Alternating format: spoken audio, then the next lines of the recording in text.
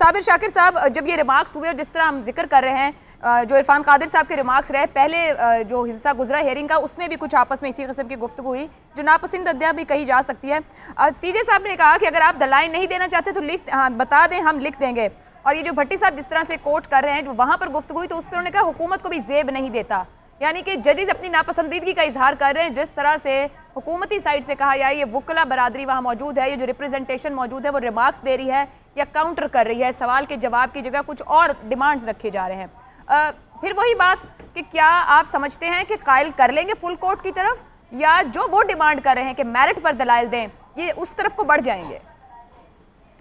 देखिए, इस वक्त ये जो फेडरल गवर्नमेंट है या हुक्मरान इत्तेहाद है, इनका सिर्फ एक ही मकसद है कि किसी भी तरीके से क्राइसिस पैदा किया जाए और डेडलॉक पैदा किया जाए, हालात खराब किए जाए। और भट्टी साहब बहुत अच्छी तरह समझते हैं, मैं भी। इरफान कादिर साहब हमारे वकील भी रह चुके हैं एक मुकदमे में, और वहाँ पे बस हमारे जाने में चंद लम्हे थे अडयाला जाने में। आपकी बचत हो गई थी, अभी पता नहीं डिप्टी स्पीकर का क्या करना है, आपकी बचत हो गई थी। मैं बता रहा हूँ कि बस चंद लम्हे बाकी थे कि हम जेल जा सकते थे, भट्टी साहब, मैं और सलमान इकबाल साहब। और क्योंकि इरफान कादिर साहब हैं वो मेरिट पे नहीं आते, इरफान कादिर साहब जजों से उलझते हैं, ऑनरेबल जजेस को टीज करते हैं, तंग करते हैं।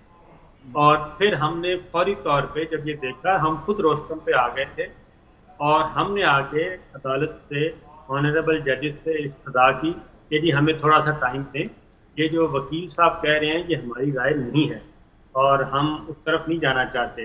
तो फिर हमने अपना वकील तब्दील कर लिया था, और वकील तब्दील किया तो केस मेरिट पे आया और वो सारे का सारा मामला ख़त्म हो गया। तो इरफान, अब भी फेडरल गवर्नमेंट जो है वो मेरिट पे केस है नहीं, असल मसला ये है क्योंकि डिप्टी स्पीकर की रूलिंग है, उन्होंने सुप्रीम कोर्ट ऑफ पाकिस्तान उस बेंच को बुनियाद बनाया, उस बेंच के फैसले को, ये जो बेंच सुन रहा है उस बेंच के फैसले को बुनियाद बना के उसके कंधों पे बंदूक रख के चलाई और ये रूलिंग दे दी। अब जस्टिस एजाजुल एहसन साहब, जस्टिस मुनीर साहब, जस्टिस पाकिस्तान ये बार बार पूछ रहे हैं कि डिप्टी स्पीकर बताएं कि वो कौन सी, हमने फैसला कौन से पैराग्राफ है जो उन्होंने इस्तेमाल किया हमारे फैसले का और जिसकी बुनियाद पे दे दी।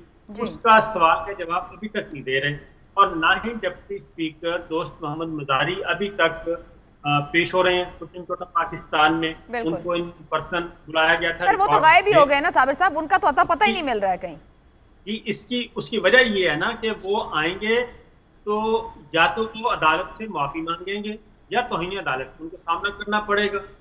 वो अदालत इसलिए नहीं आती कि वो फौरन वो पहले जुमले में ही फंस जाएंगे, क्योंकि सुप्रीम कोर्ट ऑफ पाकिस्तान ये कह चुकी है कि उनके फैसले से तजावुज किया गया है, डिप्टी स्पीकर ने तजावुज किया है, यहाँ तक वो ये ऑब्जर्व कर चुके हैं। ठीक। तो इसीलिए डिप्टी स्पीकर, असल में मसला हुआ ये है कि ये लेटर जो है गुजराती खत, ये बिल्कुल कत्ती खत की तरह टाइप कहीं और हुआ और फोन कहीं और का इस्तेमाल हुआ, और टाइप होके वो अचानक जरदारी साहब के पास पहुंच गया और जरदारी साहब ने फिर एक फोन पे बात करवाई शुजात साहब की किसी से कि जी आप बात कर लें। शुजात साहब की बात भी हो गई, उसके बाद फिर दस्तखत हो गए, और वो खत अभी तक वो किस जरिए से डिप्टी स्पीकर तक पहुंचा, पाकिस्तान ने सवाल किया कि कमरे बंद हो चुके थे, जो ईवान था वो बंद हो चुका था, दरवाजे बंद थे। तो डिप्टी स्पीकर ने कहा कि अभी मेरे पास एक खत आया।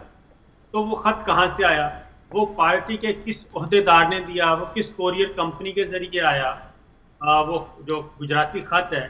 तो ये सारी का सारा एक पुरस्कार किस्म की कार्रवाई है जो कि की गई है, और इसमें बहुत सारे सवालात हैं, इसीलिए ये मेरिट पे नहीं जा रहे।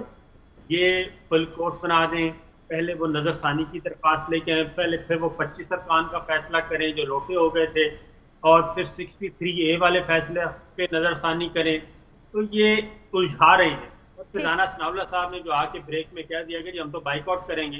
तो जब ये फैसला कर चुके हैं कि बाइकआउट करने का, तो ये ऑनरेबल जजेस को आगे चलने नहीं दे रहे। ठीक है। और ये अभी तक कोई भी खतरा हो सकता है, दुआ करनी चाहिए कि कहीं ये दोबारा से हमला ना कर दें।